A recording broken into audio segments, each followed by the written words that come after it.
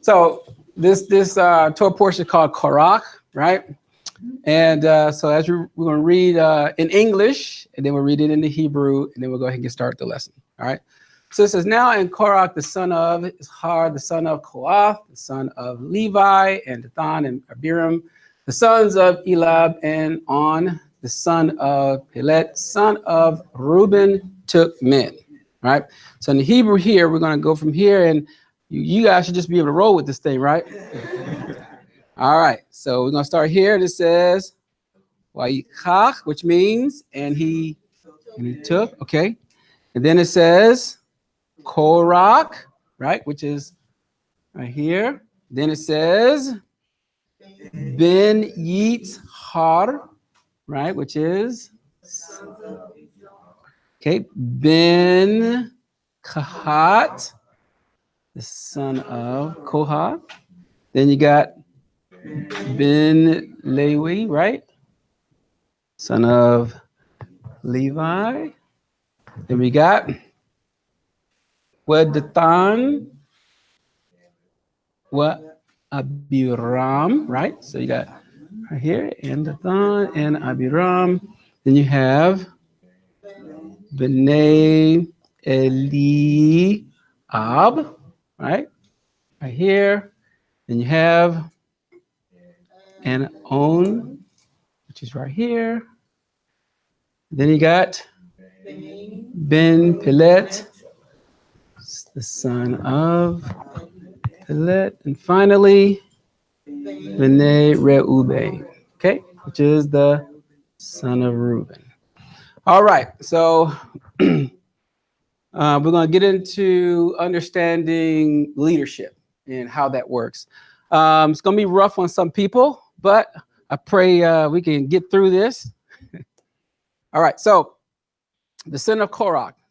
So question is, what does Korach mean in ancient times? So we know that the first part is from Strong's. We'll start off, right? Talks about how Korach's name and some Edomites got the name and 3 Israelites. Great. All right, we'll keep going. And then from the primitive root to what? What does this word mean right here? Pilot, what does that mean? To remove hair. To remove hair. Okay. To make bald. Okay. So why does his name mean that? All right. So we'll see in a minute. Well, we're going to see that there's a dual meaning behind all of this. There's a dual meaning. So we're going to see what this dual meaning is in just a minute.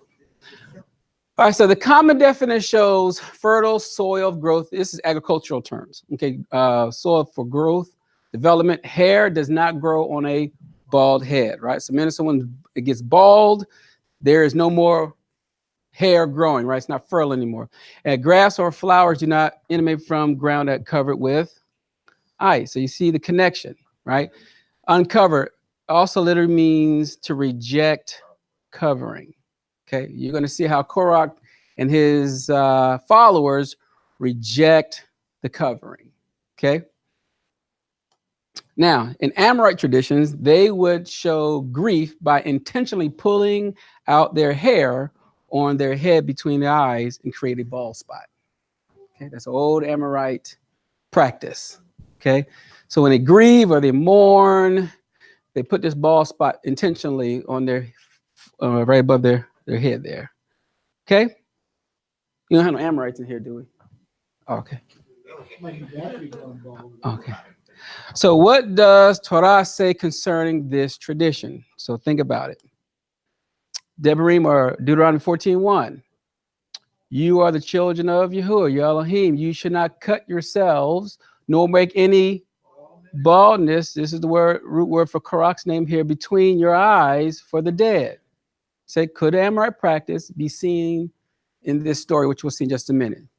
You know, based off of his name, we're going to see. Now, mind you, we're going to do a comparison what we just read in Devarim and with our today's Parsha. So we know that Korach's name means bald.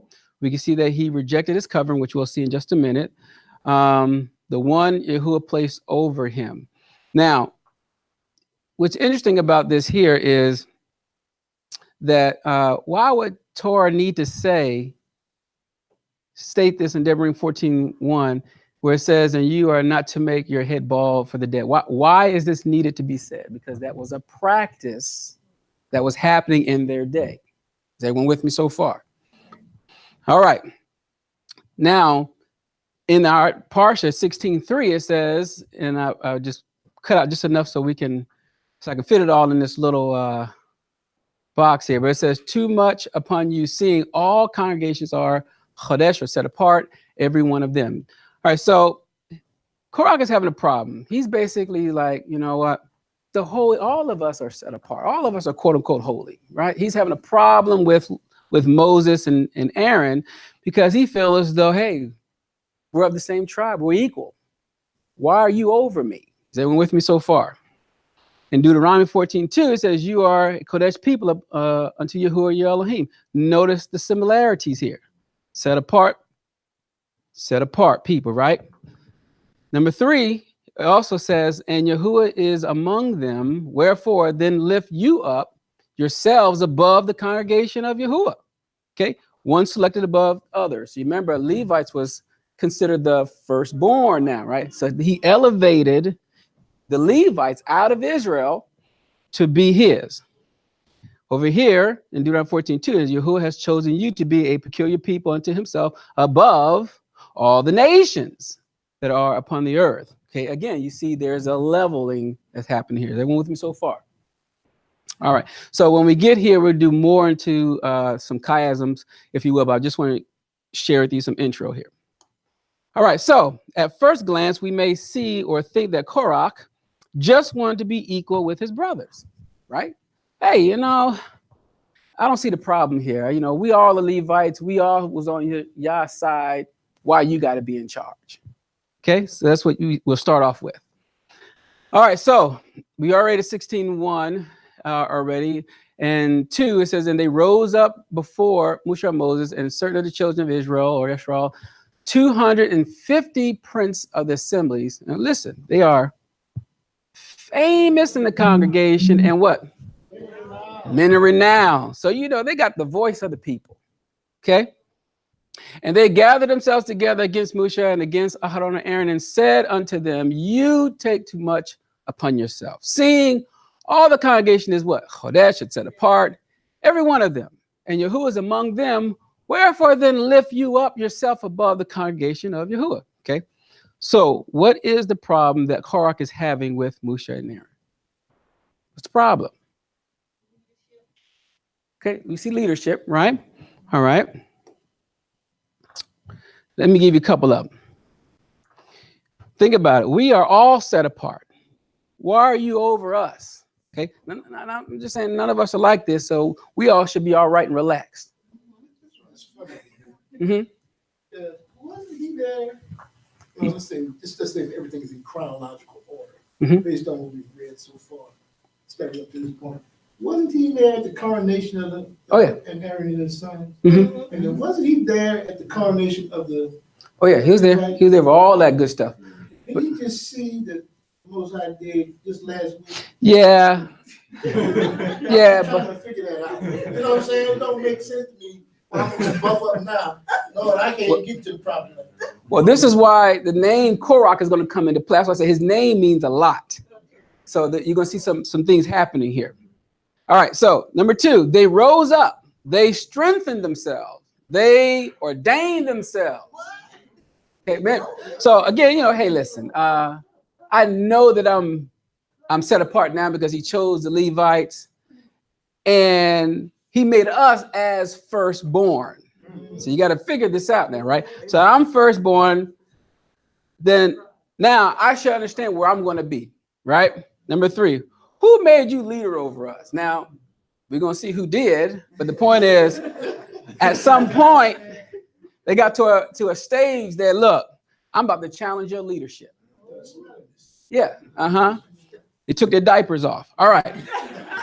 Number 4, the charge is against who Yahuah made to be an overseer by those that are famous and renowned. So the minute you start getting famous and known, you start getting this big following, you start to think you're something. Okay? Okay. Knowledge does what? All right. Number 5, they gather themselves together to be against the leader or leaders appointed. Okay. So once you start getting this following, they're on my side now. Okay. So now let me go after the leadership. They do not like the order or leadership since they feel they are equal. We all are Kodesh. We're all set apart. Number 7, notice he says, you lift up yourselves above the congregation of Yahuah. So notice it wasn't Yahuah that did this. It was you. You did this. Okay, so keep these things in mind.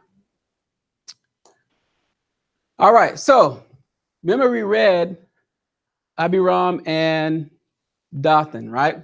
Who are they? Now, mind you, we just read it twice. Huh? Okay, let's go back.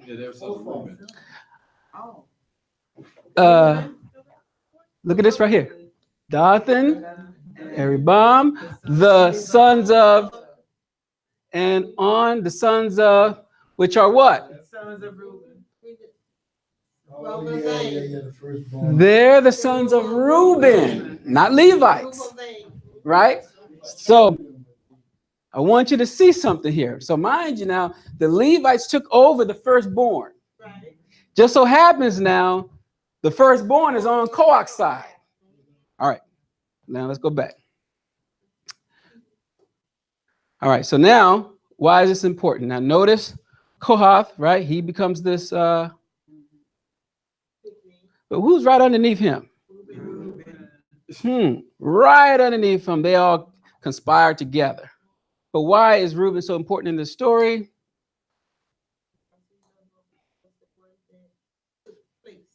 First Chronicles 5:1. Now the sons of Reuben, right? Reuben, the firstborn of Israel, he was the firstborn, but for as much as he defiled his father's bed, his birthright was given unto the sons of Joseph, the sons of Yeshua, and genealogy is not to be reckoned after the birthright. So they lost their birthright, and it was given to the Levites, right? Everyone with me so far. Just so happens they wanted to team up and go against leadership. Okay, keep this in mind. So we have to be careful who we join ourselves to. By both had similar situations or things they could relate to. They drew them closer to each other. In this example, this was a bad thing. So I want you to think about it. Sometimes when you're going through something, and someone might be going through the same thing you going through, or possibly went through the same thing you went through, y'all tend to come together. Is anyone with me so far? All right. So when they do that, when you're going through something and you tend to find someone that went through something, if they have not overcome, if they have not learned from it, and you attach yourself to them, chances are what?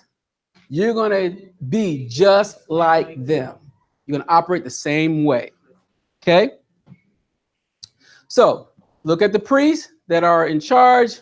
So we're not going to do this today, but you're going to notice that this here, and they act the same. Here, they act the same. Here, they act the same to a degree. So, but we're not going to do that today for the sake of time. All right, so the motives of Korach, right? So we've already read 3.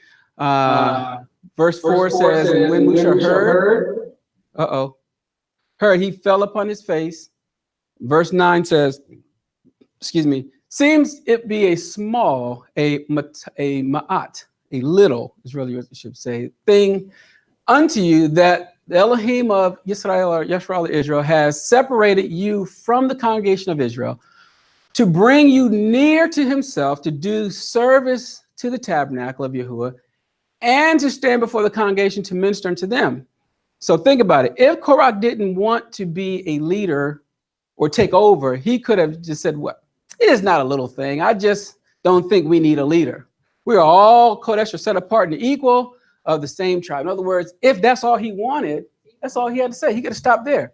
But we're going to see that is not all that he wants. Verse 10, it says, and he has brought you near to him, and all your brethren, the sons of Levi, or the Levites, with you. Listen what it says. And seek you he wants the priesthood. Okay. So now he's like, man, Moses, and you guys are not doing too good. You're not doing too hot. I think I can do better. Give that to me. It's really what he wants, right? So we see that Korach really had a hidden agenda. He wanted the whole priesthood. He felt as if he would be a better leader. He picked up a following, as we saw, men of renown and famous and things like that. They all are behind him now. They were in agreement that he may be a better fit to lead the people. Okay? Everyone see what's happening, right? Yeah. All right. So we see this today. When someone doesn't like the leader or the Moreh, or they have stepped on their toes, possibly even changed doctrine, they would rather leave and start their own ministry. I mean, people just, I don't like that. I don't like that. Okay, well, I'll start that. And they'll disappear. You won't hear from them. You don't know what happened. They're just gone, right? But we'll see how this works. Verse 12. Okay, so this rebellion is going to spread. All right, so, and Moses sent to call Dathan and Abiram. So now Moses is like, listen, let me talk to Reuben's sons here, the sons of Eliab, which said, we will not come up. So why would they not come up? So then they're in agreement with Korah. They're all starting to gang up on, right? Then he says, it is a small thing or a little thing that you have brought us up. Now listen to what he's saying. Out of the land that, Egypt was flowing with milk and honey. And mind you, they're supposed to be going to a place that flows with milk and honey, but they're stating, wait a minute, we left a place that was flowing with milk and honey, right? To kill us in this wilderness, except you make yourself altogether prince over us. So again, now they're stating, you did this. It had nothing to do with Yahuah.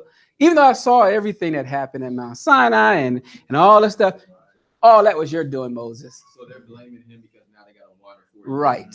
Mm-hmm. You did this to us. We were eating really good. Remember a couple of Shabbats ago, we was eating cucumbers and leeks, watermelon. We was having a blast. Fish. We had everything we wanted. And here you come over here and we're going to die in the wilderness. Right? Verse 14. Moreover, you have not brought us into a land that flows with milk and honey, or given us an inheritance of fields and vineyards. Will you put out the eyes of these men? We will not come up. Okay. And Moshe was very wroth and said unto Yahuah, respect not you their offering. I have not taken one ass from them, neither have I hurt one of them. And Moshe said unto Korah, be you and all your company before Yahuah, you and they and Aharon tomorrow. And take every man his censer and put incense in them, and bring you before Yahuah every man his censer, 250 censers, you also, and Aharon and Aaron, each of you his censer. And they took every man his censer and put fire in them and laid incense thereon and stood in the door of the tabernacle of the congregation with Moshe, Moses, and Aaron. Now, we don't know if they had the same fire, the strange fire or not, right? I'd be kind of scared to go against the leader and then go over there and go get some fire off the father's altar. That'd be a little bit nervous for me. But anyway. Didn't last week he sent the groups out? You talking about the spies? The spies? Mm-hmm. Wasn't he among one of them that went out? Not caught. Okay. But literally, he was giving them the land of milk and honey. They are the one that messed it up, bringing it back. Right. So, right. But they're stating it's all Moses is doing. Right. So what's happening right now is they want to change leadership. They want to change what's happening because they feel as though the only reason why this is happening is because Moses is in charge and not taking accountability for their own actions. All right. So levels of grief or mourning. All right. So, of course, Korach means baldness, and it's a representation of mourning and things like that in that time.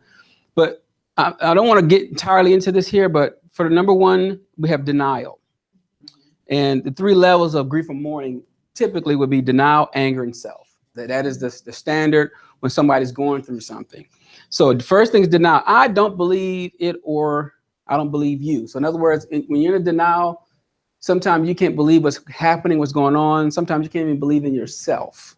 Okay. I am challenged. So that means that because I'm in denial, it's starting to challenge my mind or my thinking. And the minute that starts to be challenged, what happens? When you are challenged, you challenge others. See how that works? So now that I'm challenged, I need to challenge you. I need to see what's going on. You put me in this situation. I need to figure out what's going on. You see the battle. Next, from the denial stage, you go to this anger stage. Okay. So you attack the head, even your head. So in other words, sure, we know about the Amorite thing and attacking their head, but think about it. Sometimes you can either attack yourself, right? Or you can attack the head, be it the Ish, be it the leaders, whatever it is. The anger begins for whatever the situation is. But what happens by attacking it, what creates? It'll create division and then make small little groups. I need to get some people on my side. Okay. So the minute you start getting people on your side, it automatically creates division. Okay. Shuts that down. Then 3 is self. Okay. You attack self. You have pity for yourself. Through your works, you think your works, you start to try to figure out what you can do. Yah's not in this part. This is all you. This is self. Okay.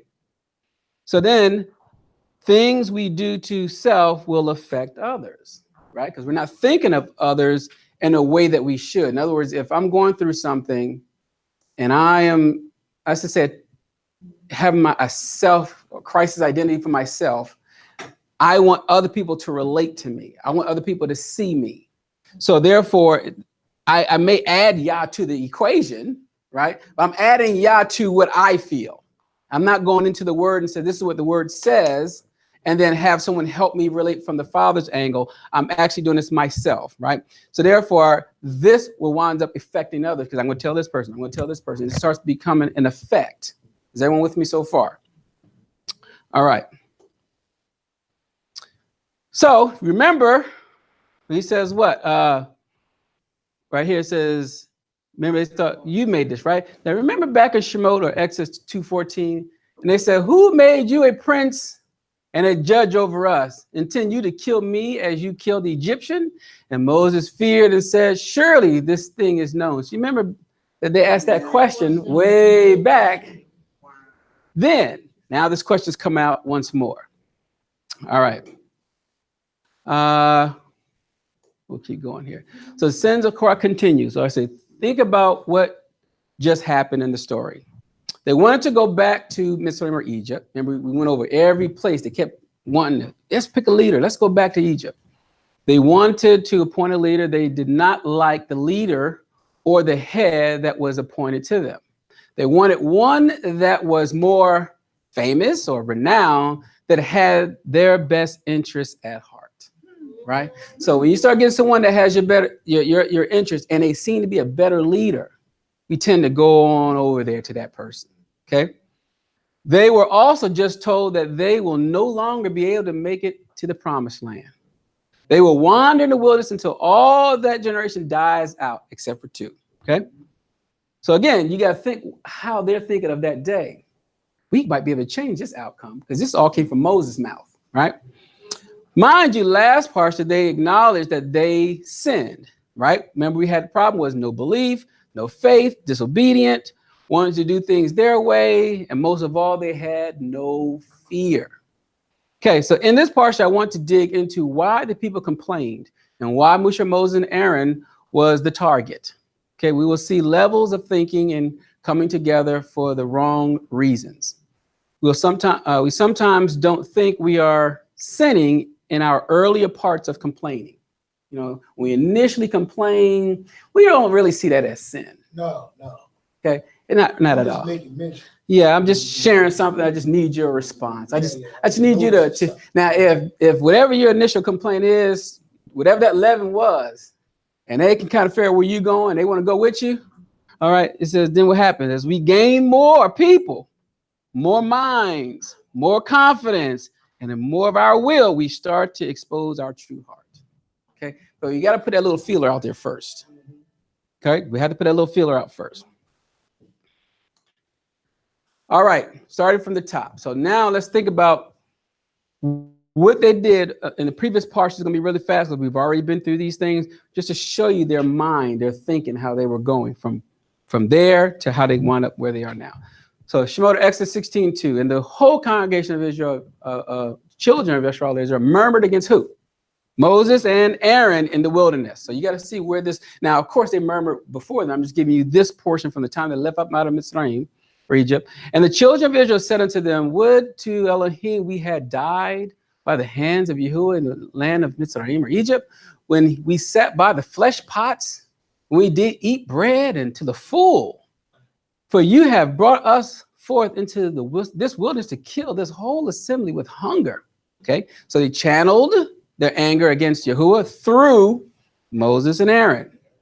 They took it a step further. They blamed them. They became the problem because of their own problems. Okay, that's how this works. It's a pattern. Here's the next time it happened, 17:2. Wherefore the people did chide, or they contended with Moses, and said, give us water that we may drink. And Moses said unto them, why chide or contend you with me? Wherefore do you tempt Yahuah? Okay, they're not thinking about I'm tempting Yahuah. I'm doing with you. Okay, and the people thirst there for water, and the people what? Murmured against who though? Musha, and said, wherefore is this that you have brought us up out of Mitzrayim to kill us and our children and our cattle with thirst? So again, mind you, how many of us would just like to complain to Yahuah? Yahuah, I wish you would. How many of us would do that? Oh, no, not going to happen, right? You know, I'm going to talk to the Creator any type of way and think nothing's going to happen. However, representative, I think I can do that too. Okay, keep that in mind. All right, so then, who took Israel out of Mitzrayim? Remember this story.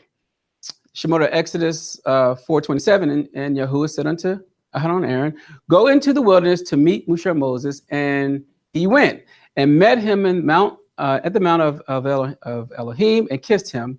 And Moshe and Moses told Aaron and Aaron all the words of Yahuah, who had sent him, and all the signs which he had commanded him. And Moses and Aaron went and gathered together all the elders of the children of Israel, and Aaron spoke all the words which Yahuah had spoken unto Moshe and Moses, and did the signs in the sight of the people. And then what? And the people believed. And when they heard that Yahuah had visited the children of Israel, and that he had looked upon their affliction, then they bowed their heads and worshiped. So when they were in Egypt, they saw it. They believed it, right? Everything was good in the land, right? Because I need to get out of this bondage. So while it's going good for me, I'm going to believe you. So notice that they believed it was Yahuah that visited them. A lot of us, when we first hear the truth, we believe. Yeah.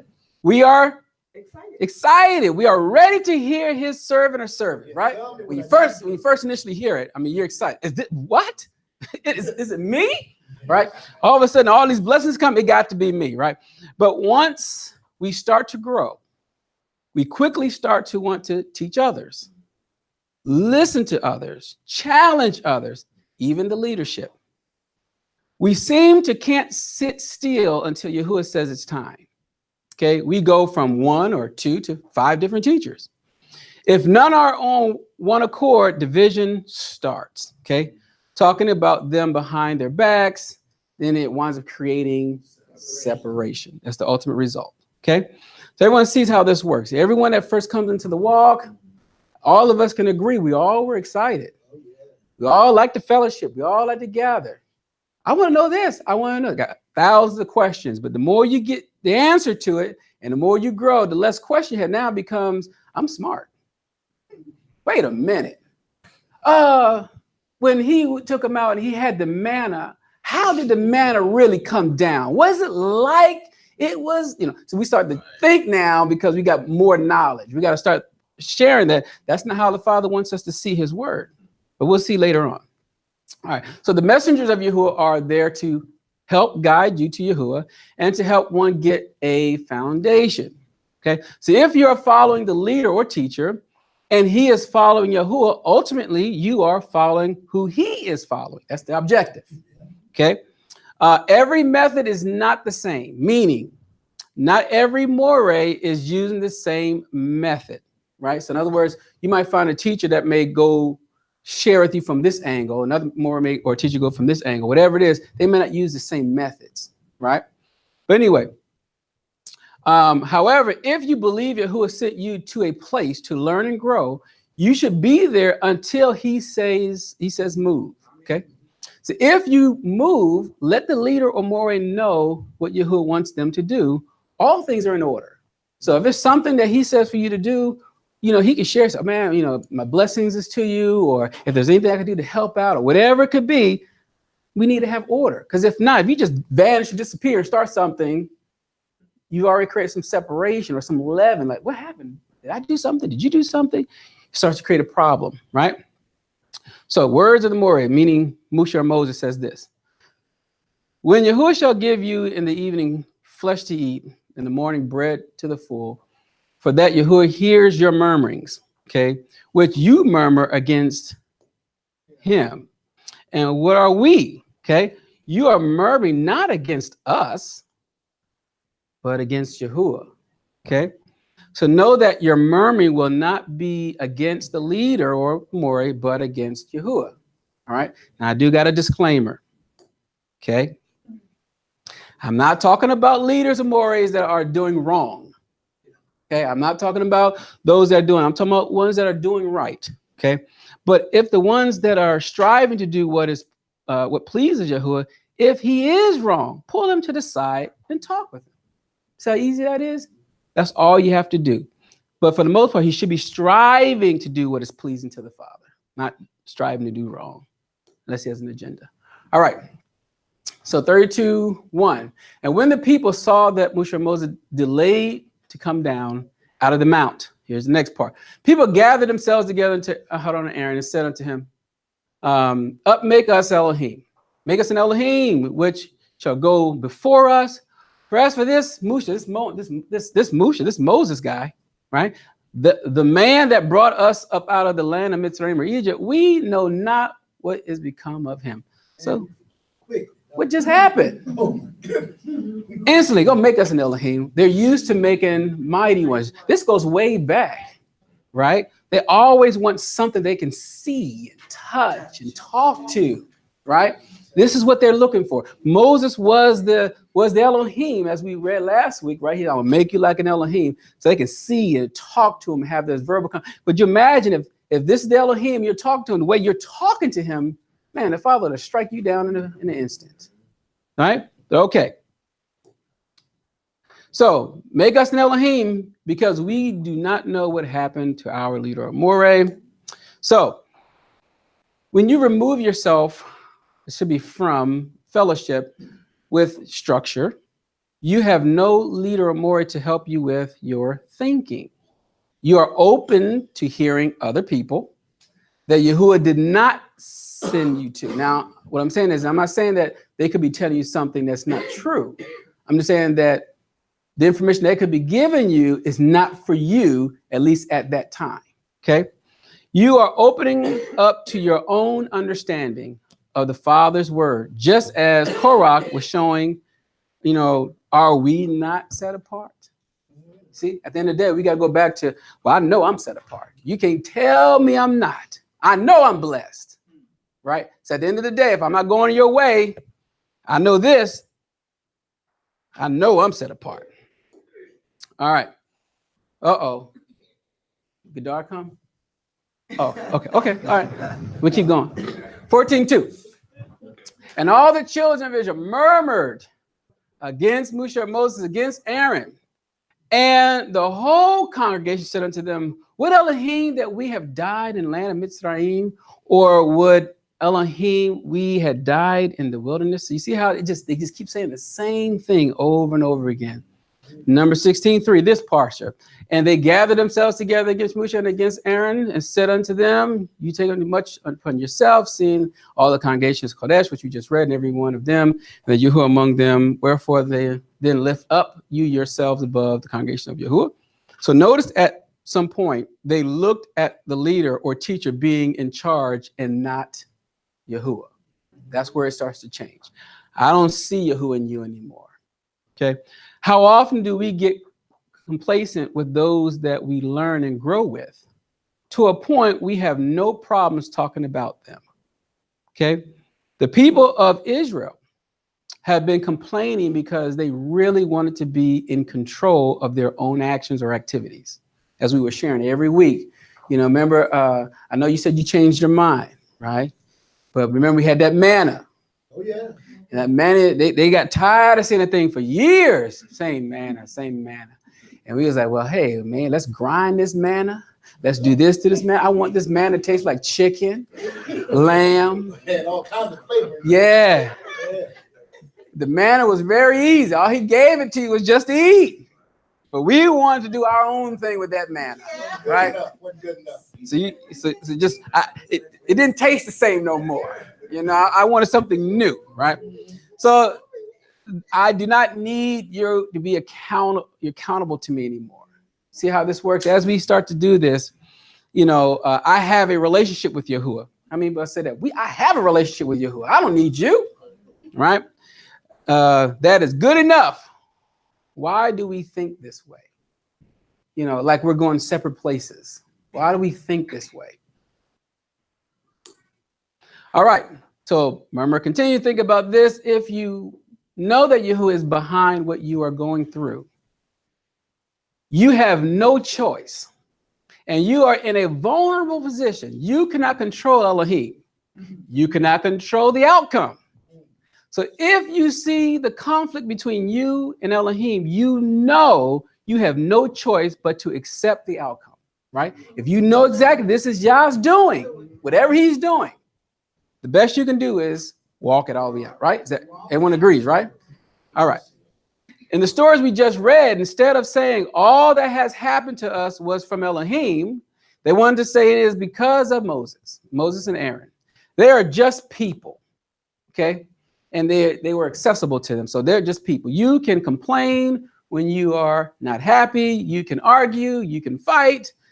Doing it this way, they can shift the blame to who they can see as equal or someone they can take it out on.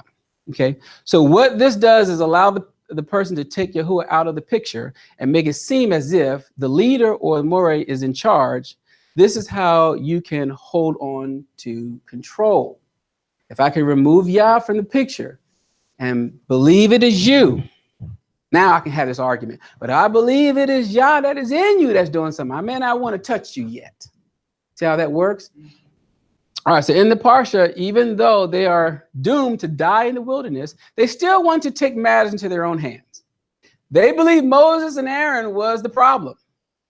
They must not really represent Yahuah. They don't really represent Yahuah, right?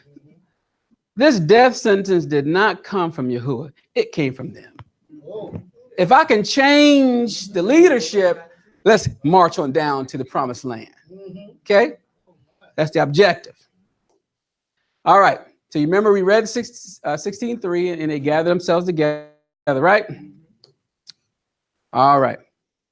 We no longer see your authority, or I now deny your authority. Okay, that's what they're doing now. So if we deny their authority, we can deny the death sentence. They are not our true leaders. We all are his people. We can change our outcome. Question is, did that fix the problem? No. But that's what they wanted. They wanted to see if they can fix it by changing the outcome of leadership. Let me get them out of there. Let me switch and go to another leadership. And with that new leadership, they're going to take us to the promised land. Oh, they got the answer. Uh-huh. All right. 16:19, it says, and Korah gathered all the congregation against them unto the door of the tabernacle of the congregation, and the esteem of the kabod of Yahuah appeared unto all the congregation. And Yahuah spoke unto Moshe and unto Aaron and Aaron, saying, separate yourselves from among this congregation, that I may consume them in a moment. Okay, so he said, well, just back up a little bit. I got you covered. They don't believe me. I got you. 22. And they fell upon their faces and said, "Oh, El, the Elohim of the spirits of all nefesh, the soul of flesh, shall one man sin? And will you be wroth with all the congregation?" Now, you got to think about this. They done came against the leader. And he still wanted to intercede for him. Right. So you see how humble Moses is until he struck that rock, which we'll talk about in a couple weeks. Right. Mind you, he's still wanting to keep his brethren. Okay, great. Keep that in mind. Mostly wanted to keep Elohim's name intact. Mm-hmm. Yeah. Oh yeah, yeah. Moses is thinking of Yahuah and the people. The people are thinking of themselves and want to put Yahuah into it. You knew Korah influenced him. Yeah, that's his cousin. He know his cousin. All right. Yeah.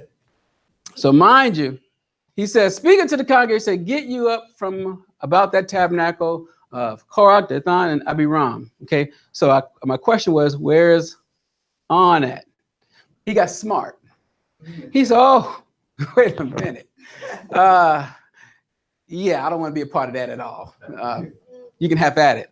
All right, so Moses rose up and went unto Dathan and Abiram, and the elders of Israel followed him. And he spoke unto the congregation, saying, "Depart, I pray you, from the tents of these wicked men, and touch nothing of theirs, lest you be consumed in all their sins." So they got up from the tabernacle of Korah and Dathan and Abiram on every side. And Dathan and Abiram came out and stood in the door of their tents, and their wives and their sons and their little children. Now, it says, "And Moshe said, hereby you shall know that Yahuah has sent me to do all these works, for I have not done them of my own mind." Now, who all came out of these tents? Wives and their sons and their little children. All right. Now, question is for the wives and the children and the sons. When their east starts going down this path, it is time for you to come from out that tent. Okay? Something about to happen, right? So we're going to see something in just a minute. All right? So it says, "And if these men die the common death of all men, or if they be visited after visitation of all men, then Yahuah has not sent me." Okay? But if Yahuah, and a lot of us let Yahuah judge me. We don't do that, do we? Let him judge between me and you.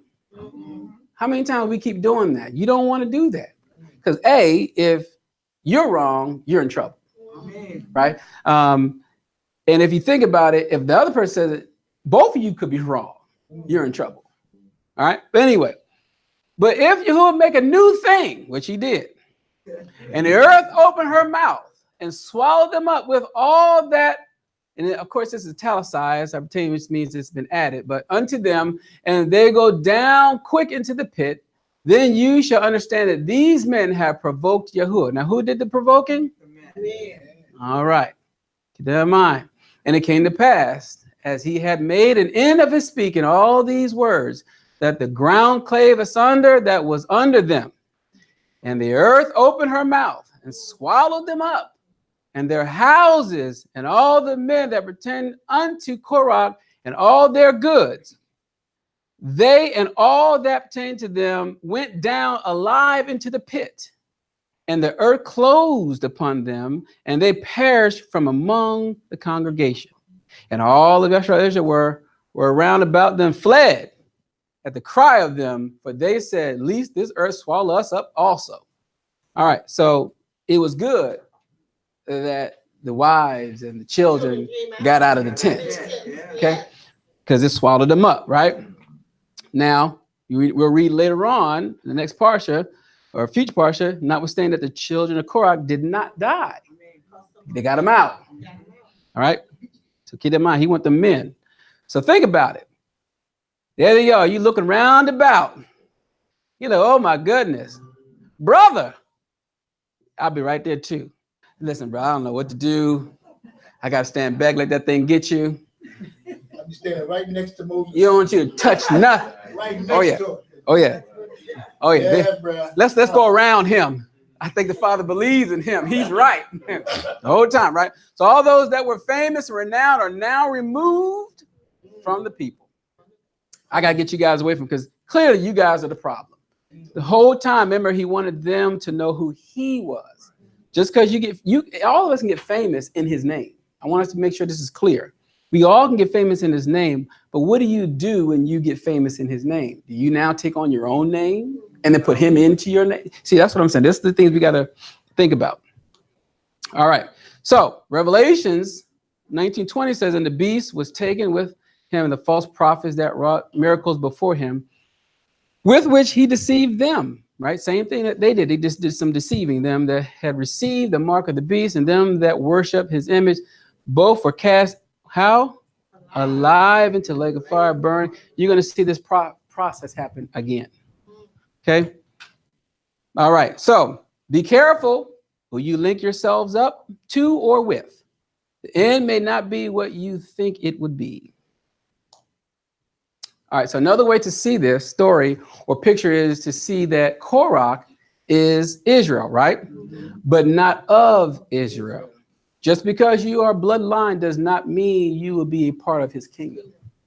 You know, we're always trying to say we're safe because I know his laws, such or I'm the bloodline. Like that's good enough. That's not true. All right. Spirit of Korach. Let's see if anyone can relate. If you can relate, you don't have to put your hands up. Just write it down. Fix yourself. All right. Number one, they are famous and well liked. Okay. So they have the eyes or the attention of the people. Number two, they can give sound advice, but may have false motives. Number three, they can look spiritual or overly spiritual, so much so that their teaching and motives are not questioned. Oh, yeah. Okay, you don't even question it. Okay, I hope we can see the tares in this story, because that's what tares do. Number four, they come in another spirit. They have their own anointing, if you will. Number five, they want you to submit to them. However, they are not willing to submit. Okay. Number six, they have some knowledge of the workings of Elohim, but lack understanding. Number seven, they are not content in the position they were given. Number eight, they can be jealous or envious, desire a position that was not appointed to them.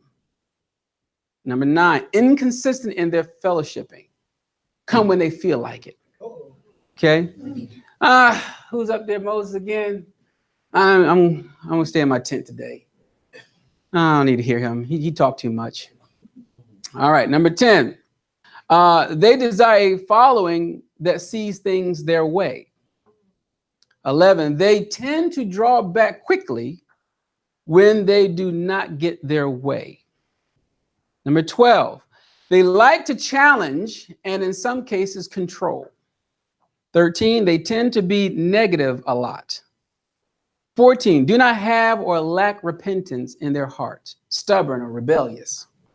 15, make false accusations. Number 16, they conspire. Okay, so these are things that was in Korach and the company that he kept, right? So if you have anyone, it may not be you, but if you're keeping company, just understand when that thing opened up, it didn't open up just for Korach. It opened up for everybody that was with them, right? Keep that in mind.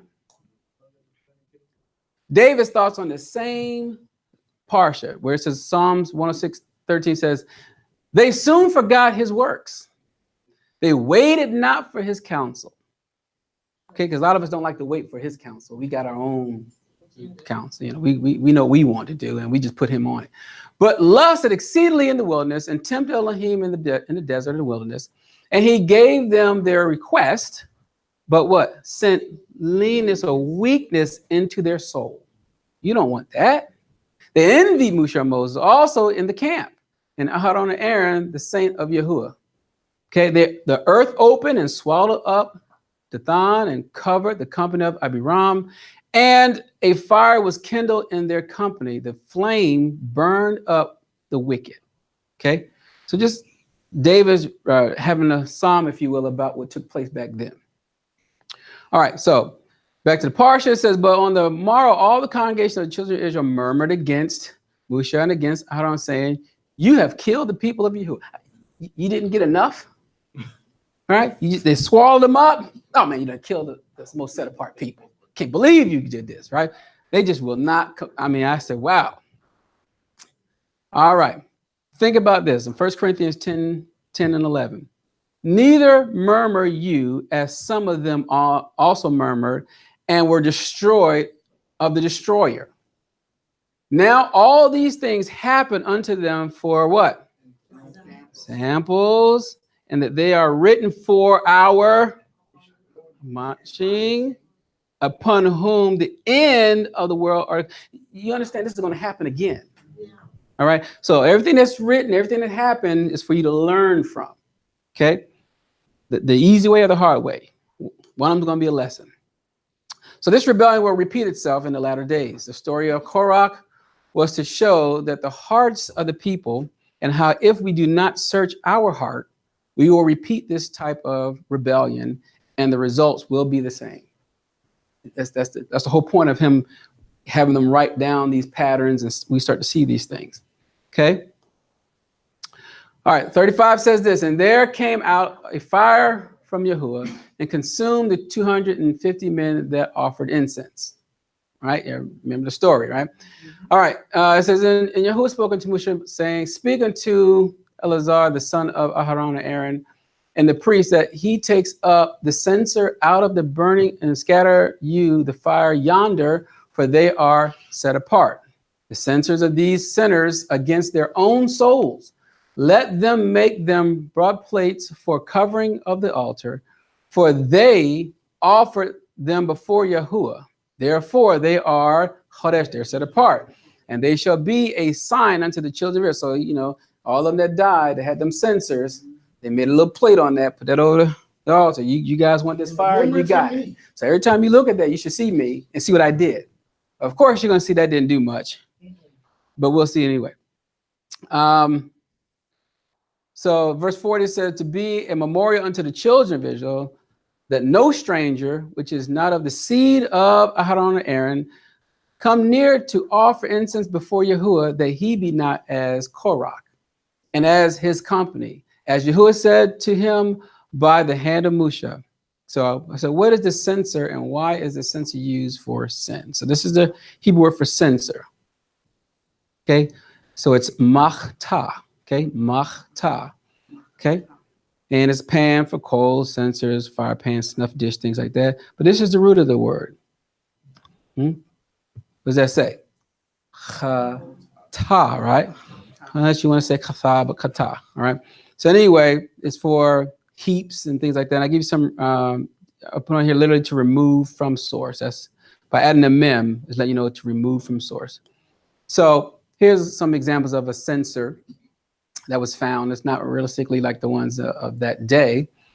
But anyway, Psalms 52:5 says, El shall likewise destroy you forever. He shall take you away. That's the same word for censer. And pluck you out of your dwelling place and root you out of the land of the living. Selah. So having the mem prefix, which becomes an object, which is the censer and as a noun, in most times, means taken away from a source. Okay. Proverbs Mishlei 25:21-22 says, if your enemy be hungry, give him bread to eat, and if he be thirsty, give him water to drink. For you shall heap, there's a word for censer again, coals of fire upon his head, and Yahuah shall reward you. Okay. Now,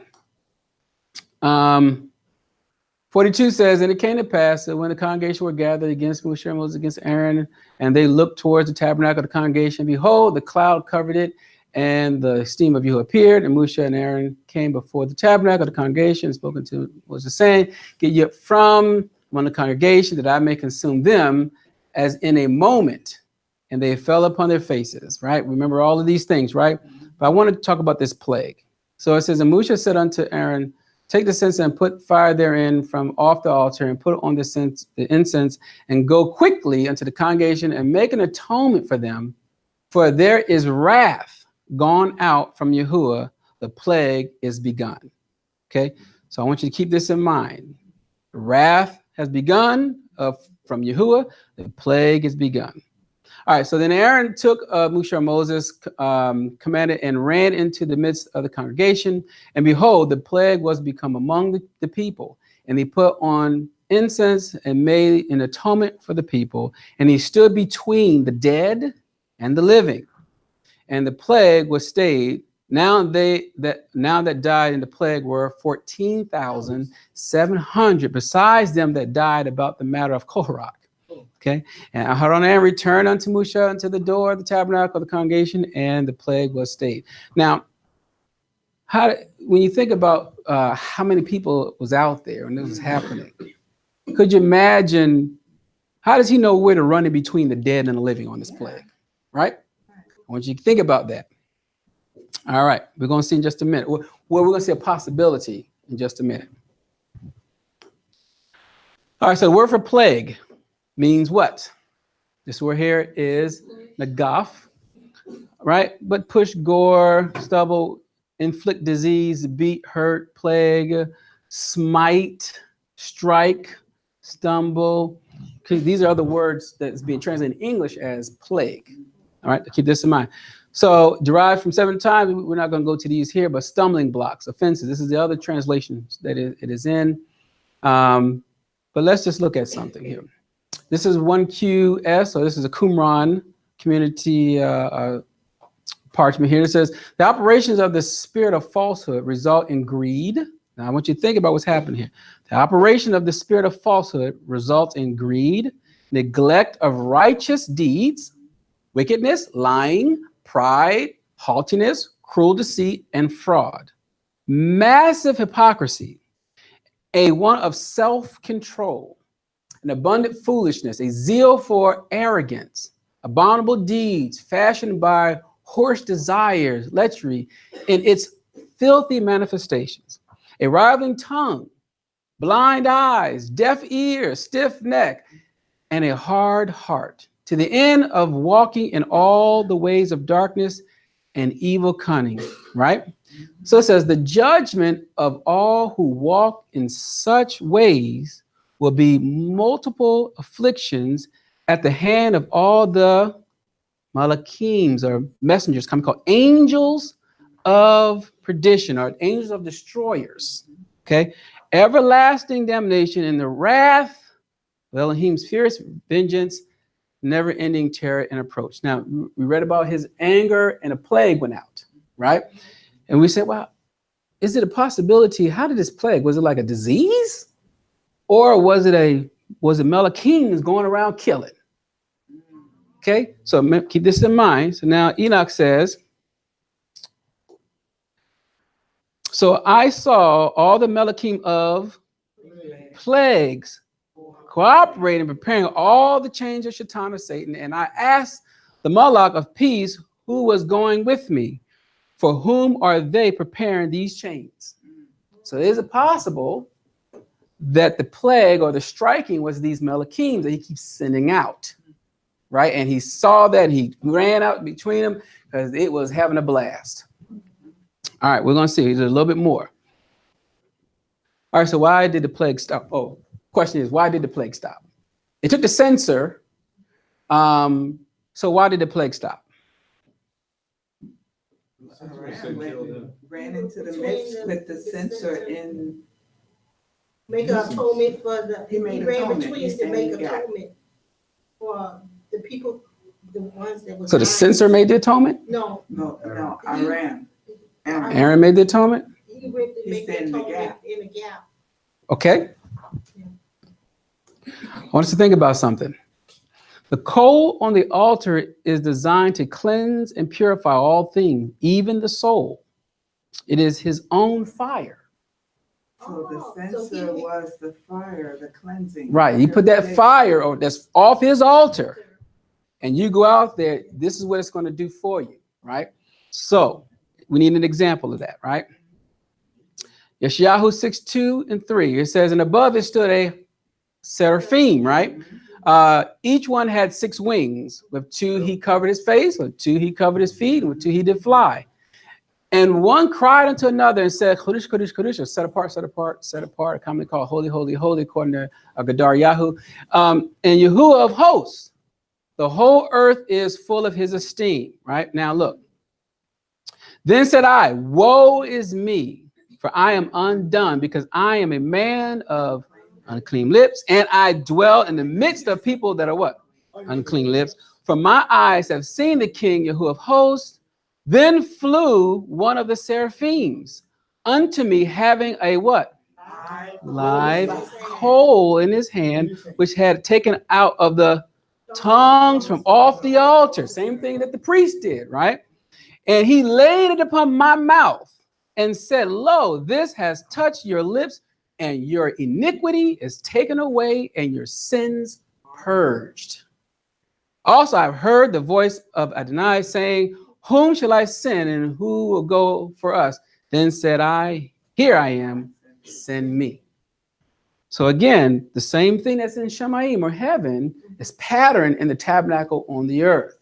So he did the very thing that the seraphim did, acting on behalf of the wicked, if you will, right? All right, so everyone's good so far. All right, so really fast here, it says, how often, this is Psalm 78:40. It says, how often did they provoke him in the wilderness and grieve him in the desert or the wilderness? Yea, they turned back and tempted Elohim and limited the Kodesh one of Israel or Israel. They remembered not his hand, nor the day when he delivered them from the enemy. How he had wrought his signs in Mitzrayim or Egypt, and his wonders in the field of Zon, and had turned their rivers into blood, and their flood that they could not drink, and sent diverse sorts of flies among them, which devoured them, and frogs which destroyed them. Everyone knows this is the Egypt story, right? He gave also their increase unto the caterpillar, unto the labor, unto the locust. He destroyed their vines with hail, and their sycamore trees with frost. He gave up their cattle also to the hail, and their flocks to hot thunderbolts. He cast upon them the fierceness of his anger with the indignation of trouble, sending evil Malachims among them. Okay, he sent these Malachims to do all of this. So that was Okay. the plague, the Malachim. Correct. See what I'm saying? So I'm saying you see that there are examples to say what could have been these plagues or who was doing them. All right. I'll give you one more. First Chronicles 21:14-16 says, and Yahuah sent pestilence upon Israel, and there fell upon Israel 70,000 men. And Elohim sent a malach, or a messenger, a called angel, unto Jerusalem or Jerusalem to destroy it. And as he was destroying, Yahuah beheld, and he repented him of the evil, and said to the malach, or the messenger, that destroyed. So who was doing the destroying? Okay, remember he sent what? See, okay, keep that in mind. He said, and it is enough. Stay now your hand. He was having a blast. Oh, you want me to stop now? Okay, got it. And the malach, or the messenger, who stood by the threshing floor of who? Hernan, the Jebusite. And David lifted up his eyes and saw that the malach of Yahuah, the angel, the malach, messenger of Yahuah, stands between the earth and the heaven, Didn't have to come way down. having a drawn sword in his hand, stretched out over Jerusalem. That pestilence was that sword coming down. Okay. It says, then Daud and the elders of Israel, who were clothed in sackcloth, fell upon their faces. So again, you see in these examples of what he's showing, right? All right. This passage mirrors our parsha. We can see how a plague can be stopped dealing with prostrating, fall on your face, showing humility, and prayer. Pray. And a malach just literally means a messenger. That's all a malach literally means. Messenger, commonly called angel, will get the message out one way or another. So in other words, Father's messenger is just going to do the message. Okay, hoping you get the message, right? Because we're supposed to be technically messengers too. But if you don't learn, he got another messenger that will help you with your message. See how this works? He loves order. Yeah. We have to understand that we are in training right now. A lot of us say we are ready to leave. But when Yahuah appoints leaders over you, will you act the same way they did in the wilderness? That's the question. Can you submit to leadership even though you are called set apart? Because that's what Karak was saying. I'm set apart. All right. 17:2 says, speak unto the children of Israel and take every one of them a rod according to their house of their fathers, of all their princes, according to the house of their fathers, 12 rods. Write you every man's name upon his rod, and you shall write Aaron's name upon the rod of Levi. For one rod shall be for the head of the house of their fathers. So why did he need to do 12 rods? 12 tribes, right? But didn't we just tell you the Levites was the... So clearly, there was a big disarray happening in the camp. So bad that he said, okay, let me do this one more time for you guys. One more for your mind, right? Verse 4 says, you shall lay them upon the tabernacle of the congregation before the witness or testimony where I will meet with you. And it shall come to pass that the man's rod, whom I shall choose, shall blossom, and I will make to cease from me the murmuring of the children of Israel, whereby the murmuring against you. And Moses spoke unto the children of Israel, and every one of their prince gave him a rod, a piece for each prince one, according to their fathers' houses, even 12 rods, and the rod of Aaron among their rod. And Moshe laid up the rod before Yahuah in the tabernacle of witness. Okay, and what happens? And it came to pass that on the morrow, Moshe went up into the tabernacle of witness, and behold, the rod of Aaron for the house of Levi was budded. I mean, did you need to say it was Levi who was going to bud? All right, and brought forth buds and blossoms, and yielded almonds. And Moshe brought out all the rods from before Yahuah unto all the children of Israel, and they looked every man his rod. Let me see my rod, because I think he might have wanted to do mine too, right? Negative. And Yahuah said unto Moshe and Moses, bring Aaron's rod again before the testimony of witness to be kept for a token against the rebels. And you shall quite take away their murmurings. Do you think they did? From me, that they die not. And Moshe did so as Yahuah commanded him, so did he. And the children have spoken to Moshe, saying, behold, we die, we perish, we all shall perish. Whosoever comes anything near unto the tabernacle of Yahuah shall die. Shall we be consumed with dying? They got questions. Okay. So the people of Israel just could not get with the leadership. They wanted control. They would rather perish than lose control or be vulnerable to whom Yahuah set as their leader. Now look at the word for perish. The word there is abad. Now I want you to think about it. They're basically stating something. To perish is like they're willing to just lose everything. That's all it's about. To wander away, to lose, to fail, to be void of. So we failed. We failed. We're going to die. We failed. You see how this works? Because they refuse to honor certain things, right? The leadership here. All right. So remember this here. This is the defining word. So we already read 17:8. So you see the highlights, right? Blossom, where you see rod, blossoms, and almonds, right? All right. So let's define that really fast. So mate for the word for rod is the same word you'll have for branch, tribe, scepter. Everyone knows these words? All right. Of course, we got rod. All right. Keep that in mind. The next one we have is blossoms, which is what it's suits. Okay. Means to flourish, to show self. I want you to pay close attention to this here. Okay. Suits. Keep that in mind. To show self, to flourish.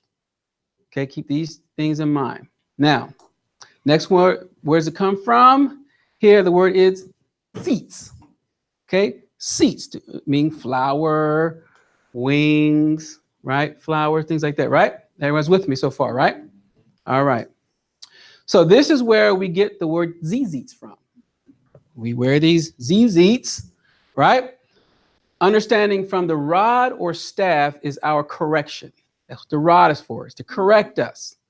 Okay. Remember, the rod or staff or branch is a picture of leadership and correction. A ruler wants you to understand his instructions.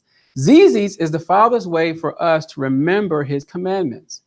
So he wanted them on our garments to remind us of his commandments and that they have been placed on us. Okay, so when we wear these zizits, it is drawing or dawning, if you will, of seed or flower. When we wear the zizits, we are stating that this is his seed, the word, on us, and we will blossom. We will start to blossom and ultimately produce fruit, right? Fruit will start to appear, supposedly. Again, I put the opposite is true too. You can produce bad fruit. Okay, you can look good all you want and produce bad fruit. So this is the picture here. Aaron's rod blossoms, and out of it came fruit. But what came out of there? Almonds, right? So let's look at this here. That's the word for almonds is shachad from shachad. So shachad means almond. Shachad means, I'll just use this one for right now. Okay. So in the Hebrew for almond, it means from the root to watch or keep an eye on something. Okay. Also, the almonds is in the shape of an eye, right? Some examples. And it shall come to pass that, like as I have watched over them to pluck up and also break down and to throw down and to destroy and to afflict, so I will watch over them to build and to plant, saith Yahuah. Again, same word for the word for almond. Mashiach says, watch and pray that you enter not into temptation. The spirit indeed is willing, but the flesh is weak. Mark 13:33 says, take heed, watch and pray, for you know not when the time is. So again, if you're wearing these zizits that you're supposed to have on your garments, what are they designed for? But you remember, remind you of the commandments, remind you of the Father's feast days, you know, to keep his laws and commandments. And keep it before you. Right. So everyone knows why they wear it. So when you say, I don't need to wear that no more, there's a problem.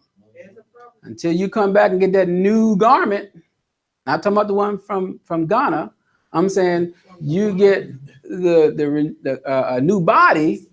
You should always have it because they're supposed to do these things for you. These are things that show you you're blossoming. You might even help somebody else by wearing them. Even if you might be right, if you will, someone else might need that help. They recognize who you are, if you will, right? All right. Anyway, we're wrapping this thing up. Leadership. Hebrews 13 said, obey them that have rule over you and submit yourselves, for they what? They watch for your souls, as they must give account, that they may do it with joy and not with grief, but this is unprofitable for you. All right. This is just a breakdown of this interlinearly. So I'm just going to go ahead and tell it to you so we can kind of wrap this up. But it says, hine, behold, and mate means branch or the scepter. I don't mean the light bringer, right? So I'm just going to read all of this here. And it says, behold, the branch, the light bringer for the house is joined, spread and break forth, bloom and shine with wings, or your zizis, the commandments of Yahuah, and ripen or wean, meaning from milk to meat, right? Those from wean off from the milk to the meat, to those that are watching, right? So you see a whole picture, even in the Hebrew, just pictographically, if you will. Okay. Psalms 132:13 says, for Yahuah has chosen Zion. He has desired it for his habitation. This is my rest forever. Here will I dwell, for I have desired it. Remember the word Zion. What was the root word for Zion? Sia, right? Which is the same word for wilderness or desert. But anyway, we'll keep going. I will abundantly bless her provision. I will satisfy her poor with bread. I will also clothe her priests with salvation, and her saints shall shout aloud with joy. There will I make the horn of David bud or grow or sprout. The word is samach. I have ordained a lamp for my anointed. Okay, and where they're here, you'll see is limshik, right? Or it says limshiki, right? I'll show you where it is. Lim, she, and then ki, 3 syllables there. All right, anyway, in those days and at that time, I will cause the branch, the samach of righteousness to grow up, right? Samach again, unto Daud, and he shall execute judgment and righteousness in the land. And then Psalms 13:18 says, his enemy will I clothe with shame, but upon himself shall his crown flourish. All right, so this can help us see in our Torah portion how this is a picture of Mashiach, how Aaron's rod became dead. Maybe the branch died, and then it what? Came back to life. Okay. All right, so I'm closing out with this here. What is a spot? You said without spot or ring. What is a spot? Blemish. Okay. But how do we define a spot? How do we define this? Okay, so we're defining the word spot, but scripturally, if I say you have a spot, how do I know you have a spot? What are these actions? Unrighteous. What type of unrighteousness? Breaking the law. Not keeping Not the keeping the commandments. Shabbat. So if I say there's a place that tells you what it is, what place is that? Come and show us. Okay. All right. All right. So first we'll start here. We'll start here. And it says, husbands, love your wives, even as Mashiach also loved the called out ones of the assembly he gave him for it. It says that he might purify and cleanse it with the washing of water by the word, right? So we know how the washing has to happen, right? That it might be present to himself to esteem a called out ones not having a spot. So we know where this is coming from. We know where this is coming from, right? Okay, so it brings us this thing that it should be set apart and without blemish. So ought the men to love their nashim, their wives, as their own bodies. He that loves his wife loveth himself. Spot. Let's look at this here. Jude says, woe unto them, for they have gone in the way of, what is Cain's way? He offered things his way, right? Right? And versus Yah's way. And ran greedily after the heir of Balaam's reward. What was Balaam? His thing is to, Mixed with unbelievers. okay? And perish in the gainsaying. The word gainsaying here means to contend or strife with Korach, rebellion against his authority. Okay, these are the spots. They're telling you what the spots are. All right, so these are spots in your feast of charity when they feast with you, feeding themselves without a fear. Clouds, they are without water, carried about the wind. Trees whose fruit wither, went to the fruit twice dead, plucked up by the roots. So again, think about what these spots are. Offering things your way, doing things your way. Next thing is mixing believers and belief and doctrine. Next thing is contending, having strife. Other part is rebellion against authority. All of this is called spots. Okay, so now we have an address. All right, so why didn't Yahuah show the rod budding first and give them a chance to repent? Why did he say, listen, you know what? Let me just show you who I'm going to choose. Y'all bring your rods over here, and whatever in the morning time it bud, that's who I'm going to choose. Why didn't you just do that? Why didn't you just go to kill it? Okay, because Yahuah knew that miracles would no longer change their hearts. They done had the miracles over and over and over again. Some of us keep looking for miracles. Yeah, I don't need to get that to you no more. That ain't gonna change. That ain't gonna do you no good. All right. So interesting thought, which we'll close with here, is before one can win battles over our enemies, we must win the battles between the flesh and the spirit within ourselves. We must win this fight before entering into the kingdom. You got to start getting yourself in order.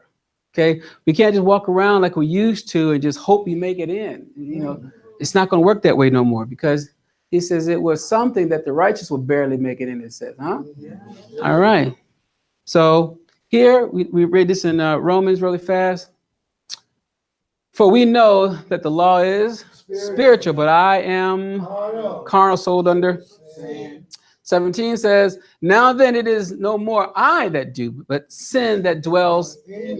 For I know that in me, that is in my flesh, dwells no good thing. For I will to is present with me, but how to perform that which is good, I find not. I find then a law that when I would do good, evil is present with me. Okay? How many times you try to do good and it becomes evilly spoken or seems evil? For I delight in the law of Elohim after my inward man. I love it. But I see another law in my members, warring against the law of my mind, bringing me unto captivity. What? The law of Yahuah. Oh, the law of sin, which is in my member. So the law of sin is there, not the law of Yahuah, right? All right. Yes, Shiloh. Any questions? Everyone's good?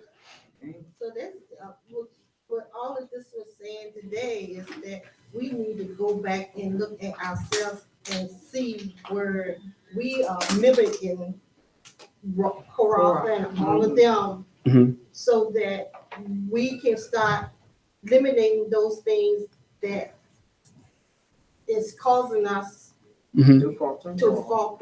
Right. So the whole point of this year's Parsha, the whole point of it is to say, it's always a self-evaluation. That's all this has been thus far.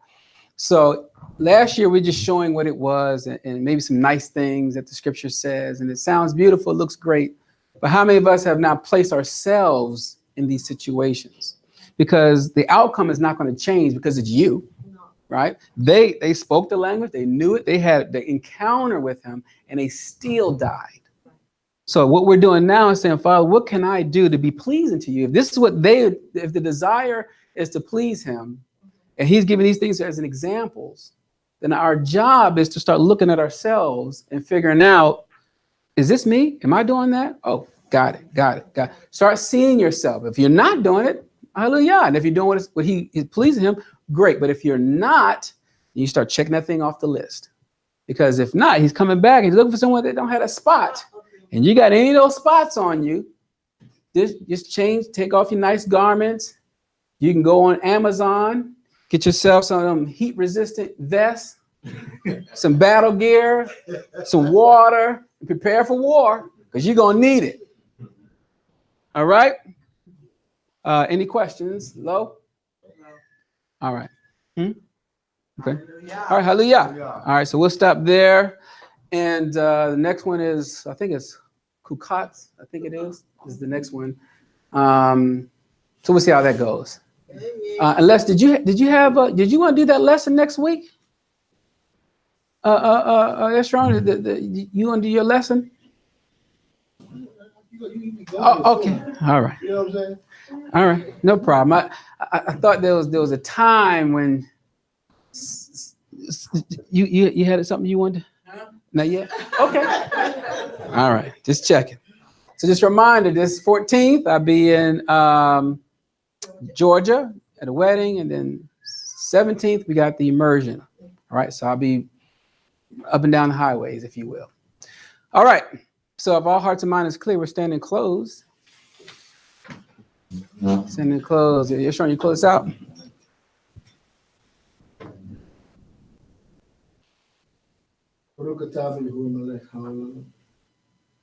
Father, we come before you humbled today by this lesson, examining ourselves before your light of your word, saying that you're coming back for an assembly without spot or wrinkle. So many times we take those words for granted, just like we take you for granted. We take your leadership for granted. We turn our attentions on our leaders and we drag them down as if they're nothing, not realizing that we're not fighting against flesh and blood, but we're literally kicking against your prey, fighting you every step of the way. You who has brought us out of darkness, you have gave us knowledge, wisdom, and understanding. You have showed us love and kindness. You've forgiven us of our sins. You've given us your Mashiach, your son. You shed your blood for us. And this is how we repay you. Father, forgive us of our sin. Have mercy upon us. Let us see ourselves in the mirror of your word and not take it for granted. Let us not look into the word and forget what we see, but take it seriously, wanting to be washed by everything that you have said. Have mercy upon us. Let the coal of that fire on your altar touch our lips. For we are people of unclean lips, and we dwell in a nation of people with unclean lips. We need your help every step of the way. Hasatan is busy. He's attacking. He's taking us down one by one. And a lot of times we're tripping over our own feet. Have mercy. Let your Ruach reign in our lives. Let your spirit be true forevermore in us. Let it more than be lip service before you, Abba Yah. Let the sword cut us to the sinew and the bone, dividing the flesh from the spirit. You see all things and know all things. Let your word reign supreme in our lives. We thank you for our brothers and sisters all over the world. We thank you for those that prepared the food today. And we give your name the praise, the honor, and esteem due it. Hallelujah. Hallelujah. Hallelujah. Hallelujah. Hallelujah. Amen. Amen. Yeah, all right. It's good.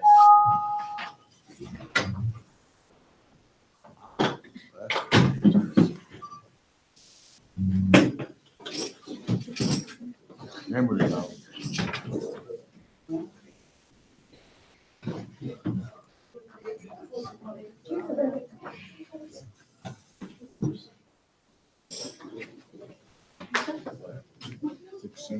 Okay.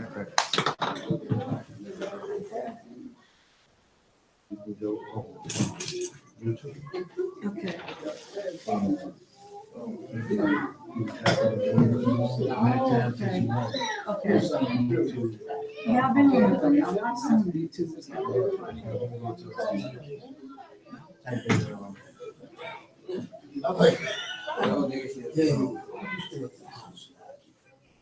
November